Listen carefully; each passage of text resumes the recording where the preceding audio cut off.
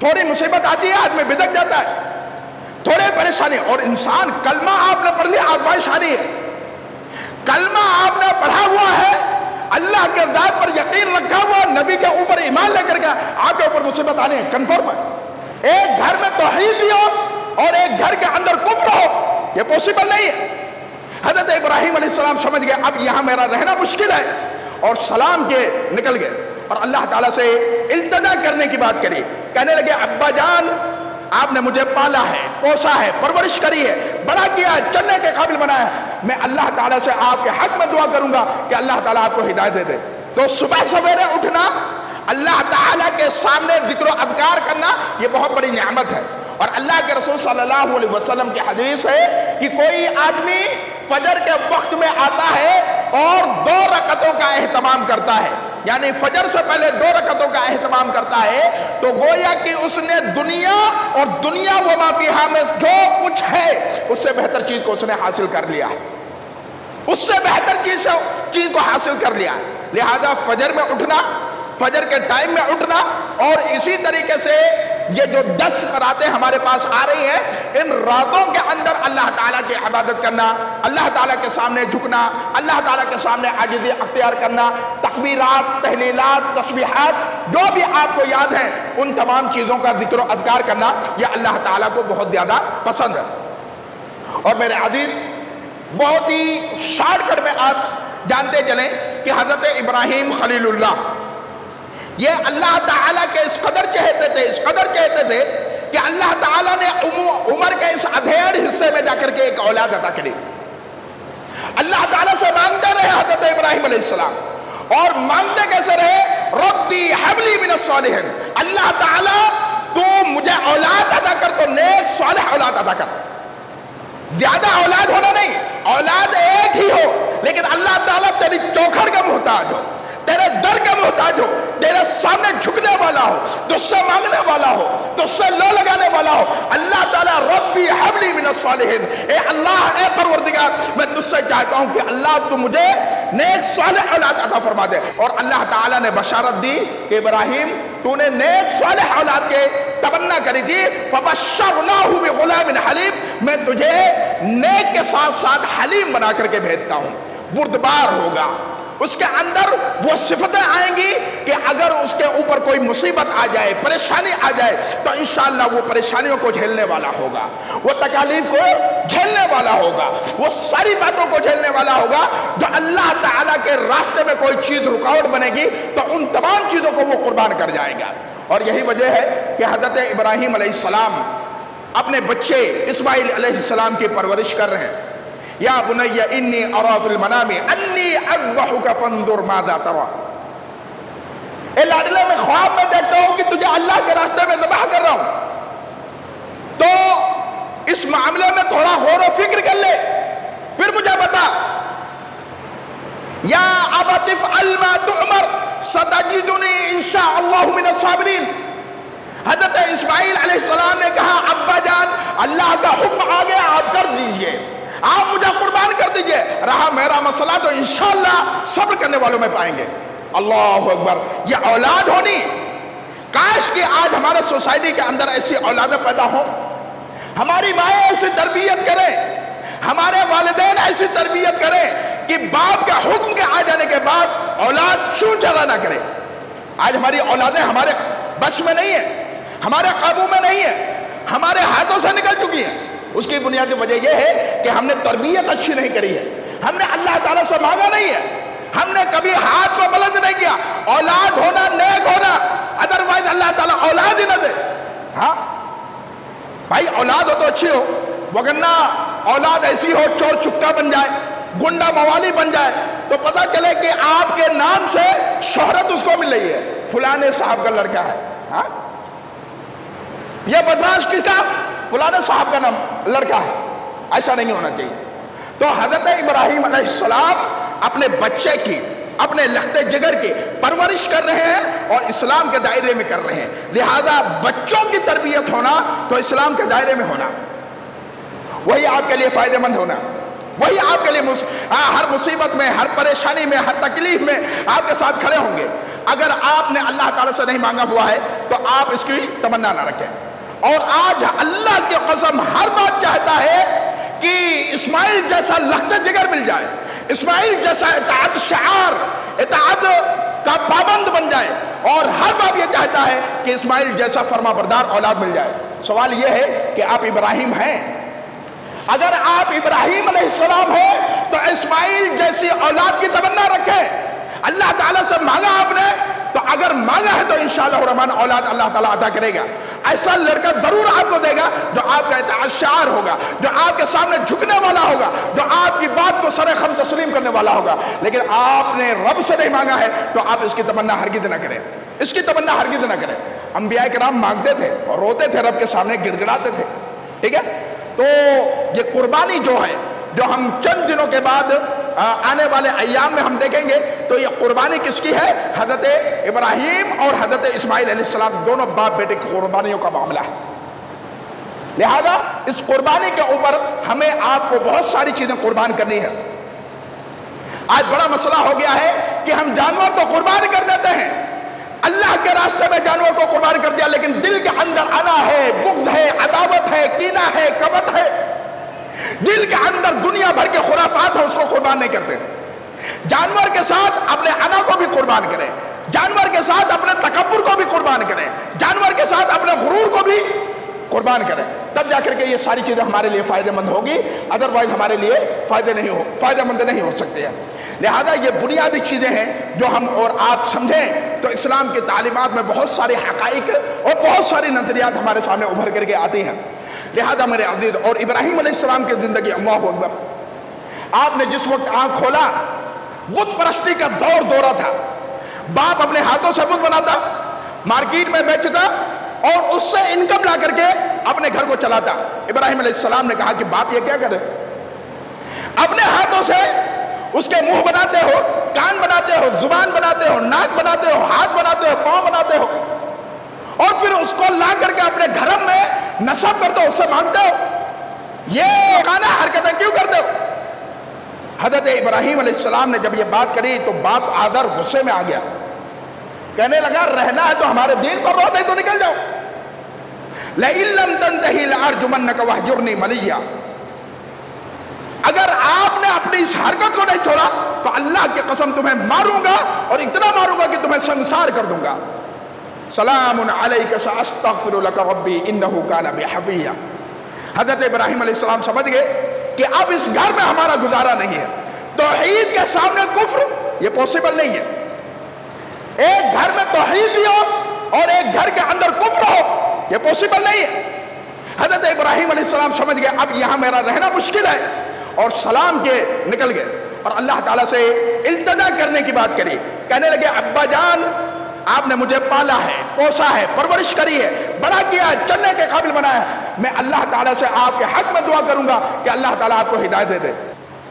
یہ ایک باپ کا بیٹے کے تئیں اور ایک بیٹے کا ایک باپ کے تئیں یہ ذمہ داری بنتی ہے. یہ بہترین سوسائٹی اگر ہم اور آپ چاہتے ہیں تو یہ سارا کام کرنا پڑے گا. باپ کو بیٹے سے مل کر کے اور بیٹے کو باپ سے مل کر کے رہنا پڑے گا، تبھی جا کر کے ایک اچھا سوسائٹی بن سکتا ہے. ادروائز آپ لاکھ کوششیں کر لیں، بہتر نہیں ہو سکتا ہے. تو اب کیا معاملہ ہوا کہ حضرت ابراہیم علیہ السلام نکل گئے، گھر سے باہر نکلے اور ایک ایسے ایریے میں پہنچتے ہیں جہاں کے لوگ بالکل بت پرستی کے اندر پھنسے پڑے ہوئے ہیں. قرآن کریم نے نقشہ کھینچا ہوا. گاؤں کا ایک بہت بڑا میلہ آیا، حضرت ابراہیم علیہ السلام کے پاس آئے اور لوگ کہنے لگے کہ بھائی چلے میلے ٹھیلے میں چلتے ہیں. اور نبی شروع سے میلے ٹھیلوں سے، غلط کاموں سے، غلط سنگ سے بری ہوتا. حضرت ابراہیم علیہ السلام بھی ایسے کام سے بری تھے. کہنے لگے انا سقیم، میں بیمار ہوں، میں نہیں جا سکتا. یہ گاؤں کے لوگ میلے ٹھیلے میں پہنچے اور حضرت ابراہیم علیہ السلام کلہاڑی لے کر کے بت خانے میں پہنچ گئے. سارے کے سارے بتوں کو توڑ پھوڑ دیا، بڑے والے بت کے گردن میں کلہاڑی پھنسا دی. گاؤں والے واپس آئے، چڑھاوا پیش کرنے کے لیے بت خانے میں گئے تو دیکھا کہ ان کی مورتیوں کو تہس نہس کر دیا. کوئی ہو نہ ہو ابراہیم ہے. آئے، کہنے لگے آپ نے ہماری دیوی دیوتاؤں کے ساتھ کیا کیا؟ کہنے لگے میں نے تو نہیں کیا. آپ کو جس نے پیدا کیا، آپ اس کے سامنے جھکتے رہے۔ آپ جس کی عبادت کرتے ہو اسی سے پوچھ لو کہ میرے ساتھ یہ غلط کام کس نے کیا ہے۔ گاؤں والوں کو سمجھ لگی کہ بات تو صحیح ہے کہ ہم جس کی عبادت کر رہے ہیں، پوجا پاٹ کر رہے ہیں، وہ تو بولنے کے قابل نہیں، سخت نہیں لگتا، ہم اس سے کیسے پوچھیں؟ چنانچہ اوباش قسم کے، بدماش قسم کے لوگ ہر جگہ پائے جاتے ہیں۔ کچھ لوگوں نے ہاں ہلا کیا، حضرت ابراہیم علیہ السلام کو نمرود وقت، جو اس وقت کا بادشاہ ہوتا ہے، اس کے عدالت میں پیش کیا جاتا ہے کہ ہمارے دیوی دیوتاؤں کو نقصان پہنچاتے ہو۔ کہنے لگے کہ یہ ساری چیزیں اسلام نہیں ہے، اور اسلام ان تمام چیزوں کو پسند نہیں کرتا ہے۔ نمرود نے کہا ہم جس کو رب مانتے ہیں اس کو رب مان لو، نہیں تمہارا انجام بہت برا ہوگا۔ کہنے لگے نو پرابلم، اگر انجام برا ہے تو اسلام کا خاطر یہ انجام کو ہم جھیلنے کے لیے تیار ہیں۔ لکڑ کو جمع کیا گیا، شعلے لگائے گئے، آگ جب بالکل شباب پر ہو گیا، حضرت ابراہیم علیہ السلام کو آگ میں ڈال دیا گیا کہ اے آگ ابراہیم کے لیے لگے گلے گلزار بن جا۔ کیا بن جا؟ گلزار بن جا۔ وہ توکل، وہ اعتماد، وہ بھروسہ، وہ جذبہ، وہ للہیت، وہ خلوص ہمارے دلوں کے اندر ہو تو انشاءاللہ الرحمن آج بھی بہت ساری مصیبتوں کو ہم آسانی کے ساتھ فیس کر سکتے ہیں، جھیل سکتے ہیں۔ لیکن وہ ساری چیزیں نہیں ہیں۔ تھوڑی مصیبت آتی ہے آدمی بدک جاتا ہے، تھوڑے پریشانی، اور انسان کلمہ آپ نے پڑھ لیا آزمائش آنی ہے۔ کلمہ آپ نے پڑھا ہوا ہے، اللہ کے ذات پر یقین رکھا ہوا، نبی کے اوپر ایمان لے کر کے آپ کے اوپر مصیبت آنی ہے، کنفرم ہے، اس سے آپ بچ نہیں سکتے۔ وَلَنَبْلُوَنَّكُمْ بِشَيْءٍ مِّنَ الْخَوْفِ وَالْجُوعِ وَنَقْصٍ مِّنَ الْأَمْوَالِ وَالْأَنفُسِ وَالثَّمَرَاتِ وَبَشِّرِ الصَّابِرِينَ۔ آزمانا ہے رب نے، کہیں مال میں کمی کر کے، کہیں مال میں زیادتی کر کے، کہیں اولاد کو چھین کر کے، کہیں دشمن کا غلبہ کر کے، یہ ساری چیزوں کو اللہ تعالیٰ نے آزمانا ہے، اور ان تمام آزمائشوں میں انسان کو اللہ کے ذات کے اوپر توکل بنا کر کے رکھنا۔ وَبَشِّرِ الصَّابِرِينَ، بشارت انہی کے لیے ہے جو اللہ کے ذات پر یقین کرتے ہیں اور اس کی ذات پر بھروسہ کرتے ہیں، توکل کرتے ہیں۔ ابھی الیکشن کا معاملہ تھا، ہر کوئی پریشان تھا، کیا ہوگا؟ 400 پار ہوا تو کیا ہوگا؟ ہر کوئی پریشان تھا، لیکن انسان کو اللہ کے ذات پر بھروسہ ہو تو اللہ تعالیٰ راستے نکالتا ہے۔ لوگوں نے دعائیں مانگی ہیں، اللہ تعالیٰ کے سامنے ہاتھ کو بلند کیا ہے تو اللہ تعالیٰ نے ایسی ذلت عطا کری ہے کہ آپ تصور نہیں کر سکتے، نہ چت ان کا نہ پٹ ان کا، پریشان ہے۔ کوئی کسی چیز کی ڈیمانڈ کر رہا ہے، کوئی کسی چیز کی ڈیمانڈ کر رہا ہے، کوئی کہتا ہے کہ پردھان منتری کے عہدے سے اس کو ہٹا دیا جائے۔ تو یہ انسان کو اللہ کے ذات پر بھروسہ ہونا چاہیے، توکل ہو تو انشاءاللہ ہزار راستہ اس کے لیے اللہ تعالیٰ کھڑا کرتا ہے، نکالتا ہے۔ تو یہ ساری بنیادی باتیں جب تک ہم اور آپ اچھی طریقے سے نہیں سمجھیں گے، بات کو ہمیں بھی اچھی طریقے سے سمجھ نہیں آنی ہے۔ تو یہ قربانی جو ہے یہ اللہ تعالیٰ کی طرف سے بہت بڑی نعمت ہے۔ اس قربانی کو سال میں ایک مرتبہ عطا کرنا ہوتا ہے۔ کتنے مرتبہ؟ ایک مرتبہ۔ یعنی اللہ تعالیٰ آپ کے مال سے کچھ روپیہ نکال کر کے یہ بتانا چاہتا ہے کہ آپ کس مقصد سے، کس پرپس سے آپ اللہ کے راستے میں جانور ذبح کر رہے ہیں۔ ہاں، قربانی آتے ہی کچھ لبرل ٹائپ کے لوگ آتے ہیں، قربانی نہ کر کے قربانی کا پیسہ دینا، غریب کا سہارا بننا، بولتے یتیموں کو دے دو۔ نہیں بھائی، یہ دین کے مسئلے میں ہی ایسا کیوں ہونا؟ آپ کے گھر میں ایسی ہے، کائے کو لگا ہوا، اس کا پیسہ غریب کو دو۔ فریج لگا ہوا ہے، کائے کو لگا ہوا ہے، کسی غریب کو دو۔ کولر لگا ہوا، کائے کو، اس کو ہٹاؤ، کسی غریب کو اس کا پیسہ دو۔ ہاں، دین کے معاملے میں ہونا، اس کا پیسہ غریب کو ہونا، یہ لبرل ہے۔ در حقیقت ان کو اسلام کی تعلیمات سے محبت نہیں ہے، ساری دنیا کی عیاشیاں جمع کر رہا ہے، لیکن جب بات آتی ہے دین کی تو کہتا نہیں، اس کا پیسہ ہونا غریب کو ہونا، کائے کو قربان کرنا، نہیں قربان کرنا۔ اور اللہ کے رسول صلی اللہ علیہ وسلم کی حدیث ہے، من وجد سعادًا لأن يضحي فلم يضحي فلا يحضر مصلانا۔ کان کھول کر کے سنیں کہ اگر کوئی آدمی کیپیسٹی رکھتا ہے، طاقت رکھتا ہے قربانی کرنے کی، اس کے باوجود بھی وہ قربانی نہیں کرتا ہے، اللہ کے رسول کی حدیث ہے کہ ایسے آدمی کو عیدگاہ میں نہیں آنا چاہیے، نہیں آنا چاہیے۔ طاقت ہے، پیسہ ہے، روپیہ ہے، سب کچھ ہے، لیکن اس کے باوجود بھی قربانی نہیں کر رہا ہے، منمانیاں کر رہا ہے، تو ایسے آدمی کو اللہ کے رسول کی حدیث کے اکارڈنگ عیدگاہ میں نہیں آنا چاہیے، دور ہو جانا چاہیے اس سے۔ اور اللہ کے رسول مدینہ میں 10 سال رہے. ہر سال اللہ کے رسول نے قربانی پیش کری ہے، ہر سال قربانی پیش کری ہے. اور ابن عمر رضی اللہ تعالیٰ عنہ سے ایک صحابی سوال کرتے ہیں، ایک صاحب سوال کرتے ہیں کہ یہ بتائیں کہ قربانی فرض ہے یا واجب ہے؟ تو انہوں نے کہا ضحى رسول اللہ صلی اللہ علیہ وسلم والمسلمون، اللہ کے رسول نے قربانی کی ہے اور مسلمانوں نے قربانی کی ہے. وہ کہتا ہے فرض ہے یا واجب ہے؟ دوبارہ سوال کرتا ہے. تو پھر حضرت ابن عمر کہتے ہیں کہ اللہ کے رسول نے پیش کری ہے قربانی اور مسلمانوں نے پیش کری ہے، لہذا تم بھی کرو. وہ تیسری مرتبہ سوال کرتا ہے. حضرت عمر غصہ ہو جاتا، اتعقل، تو عقل نہیں رکھتا، تیرے پاس دماغ نہیں ہے. میں کہہ رہا ہوں کہ اللہ کے رسول صلی اللہ علیہ وسلم نے کری ہے اور صحابہ کرام نے کری ہے، مسلمانوں نے کری ہے. تو یہ پتہ چلتا ہے کہ اللہ کے رسول صلی اللہ علیہ وسلم ترغیب دلا رہے ہیں اور صحابہ کرام ترغیب دلا رہے ہیں کہ آدمی کو کیپیسٹی رکھنے کے باوجود بھی اگر وہ قربانی نہیں کرتا ہے تو اللہ کی نگاہ میں ناپسندیدہ ہے. لہذا اس چیز کے اوپر بھی عمل ہونا چاہیے اور اس کے اوپر ہمارا آپ کا فوکس ہونا چاہیے. اسی طریقے سے جب جانور لینے جائیں تو جانور لینے جانے کے وقت میں 4 چیزوں کا خیال رکھیں. 4 قسم کے جانور میں قربانی نہیں ہے. 4 قسم کے جانور کو آپ اللہ کے راستے میں قربان نہیں پیش کر سکتے ہیں، جانور کو ذبیحہ کے طور پر پیش نہیں کر سکتے ہیں. ایک العوراء بین عورها، ایسا بھینگا جانور جس کا بھینگا پن بالکل کلیئر ہو، واضح ہو. بھینگا بولے تو ٹیڑھا دیکھتا ہو، کچھ ہوتے ہیں نا ترچھا مارتے ہیں، تو ایسا ترچھا جانور جو بالکل کلیئر ہو کہ ترچھا دیکھتا ہے تو ایسے جانور کو اللہ کے راستے میں پیش نہیں کیا جائے گا. اور ایسا مریض جانور جس کا مرض بالکل کلیئر ہو، واضح ہو، بین مرضھا، کہ ہاں یہ بیمار ہے، تو ایسے جانور کو بھی اللہ کے راستے میں قربان نہیں کریں گے. والعرجاء بین ذلوھا، ایسا لنگڑا جانور جس کا لنگڑا پن بالکل واضح ہو تو ایسے لنگڑے پن والے جانور کو بھی اللہ کے راستے میں قربان نہیں کریں گے. اسی طریقے سے والقصیر الذی لا تنقی، اور ایسا جانور جو نہایت ہی کمزور ہو، لاغر ہو، بے بس ہو، جس کے ہڈی کے اوپر گدا نہ ہو، جس کے ہڈی کے اوپر گدا نہ ہو، ایسے جانور کو بھی اللہ کے راستے میں قربان نہیں کریں گے. یعنی کہ اللہ کے راستے میں قربان کرنے کے لیے موٹا، تازہ، فربا، چست ہونا ضروری ہے. اور اسی طریقے سے لا تذبحوا الا مسنہ، اور ایسے جانور کو بھی اللہ کے راستے میں قربان نہیں کریں گے جو جانور دانتا نہ ہو، 2 دانت والا نہ ہو. 2 دانت ہونا ضروری ہے. ہمارے یہاں بعض احباب کے یہاں یہ چیز پائی جاتی ہے کہ عقیقے میں تو دانتا دیکھتے ہیں لیکن قربانی میں دانتا نہیں دیکھتے. غلط ہے یہ. قربانی میں دانتا ہونا اور عقیقے کے لیے ایسی کوئی شرط نہیں ہے. عقیقے کے لیے ایسی کوئی شرط نہیں ہے.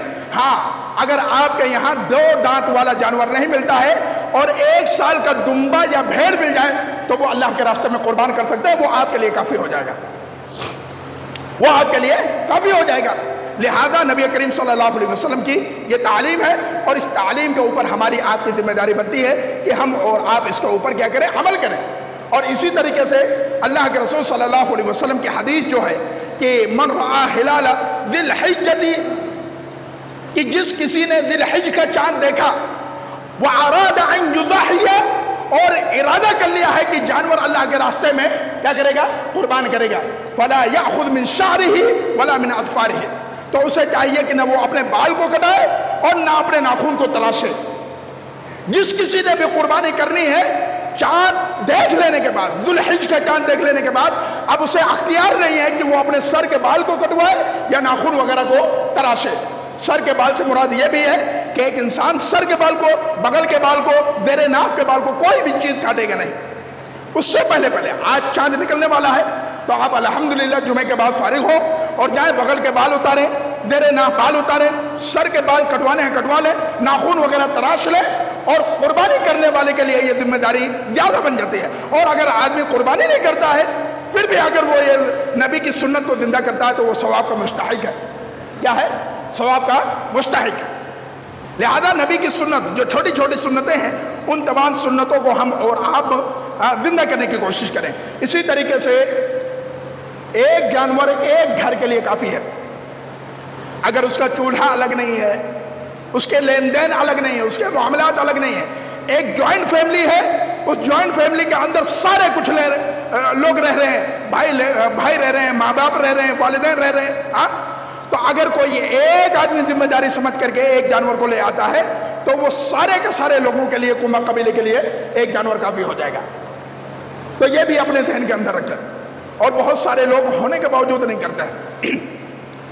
اب اسلام کی تعلیمات کو کس طریقے سے پیش کیا جائے؟ بہت سارے لوگ اسلام کی تعلیمات کو فالو ہی نہیں کرتے ہیں، حالانکہ ایسا نہیں ہونا چاہیے۔ نبی کریم صلی اللہ علیہ وسلم کی تعلیمات پر اختیار ہونا چاہیے، ہماری آپ کی یہ پوری مکمل ذمہ داری بنتی ہے۔ لہذا نبی کریم صلی اللہ علیہ وسلم کی تعلیمات کو فالو کرنا، اس پر عمل کرنا، اس کی تعلیمات کو اپنی زندگی کے اندر لے کر کے آنا، اسی میں ہمارے لیے خیر ہے، بھلائیاں ہیں، اور ہونے کے باوجود بھی منمانیاں نہ کریں میرے عزیز، منمانیاں نہ کریں۔ آج ہم سب سے بڑے بےغیرت یہ بن چکے ہیں کہ سب کچھ ہے، ساری فیسلٹیز ہیں، سارے معاملات ہیں، لیکن اس کے باوجود بھی ہم دین سے بھاگتے ہیں اور اوپر سے امید رکھتے ہیں کہ اللہ کی مدد آئے۔ یہ کیسے پوسیبل ہو سکتا ہے؟ آپ دین سے بھی نہیں جڑنا چاہتے ہیں، اللہ سے بھی نہیں جڑنا چاہتے ہیں، اور اللہ تعالیٰ کے معاملات سے بھی نہیں جڑنا چاہتے ہیں، پھر سوچتے ہیں کہ آپ کا کام بن جائے۔ یہ پوسیبل نہیں ہے۔ اور آخر بات کہہ کر کے بات کو میں ختم کروں گا کہ قربانی صرف اور صرف نمازی کی قبول ہے۔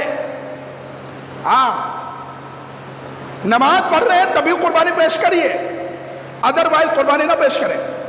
صرف جلہ خوری ہے، پیسہ پھینکنا ہے۔ ہاں، کیوں؟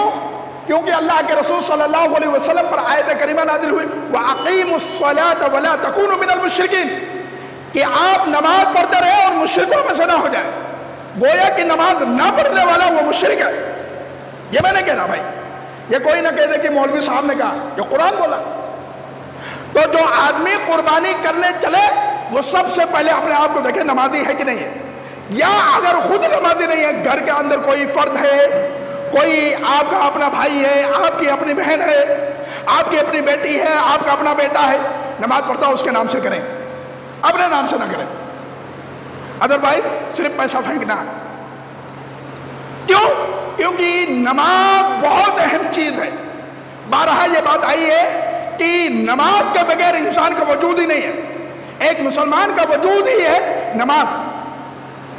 تو اگر آپ نماز پڑھ رہے ہیں تبھی قربانی دیں، گھر میں نماز پڑھنے والے لوگ ہیں تبھی قربانی پیش کریں، ادروائز آپ قربانی پیش نہ کریں، آپ کی قربانی آپ کے منہ پہ مار دی جائے گی، کوئی فائدہ نہیں۔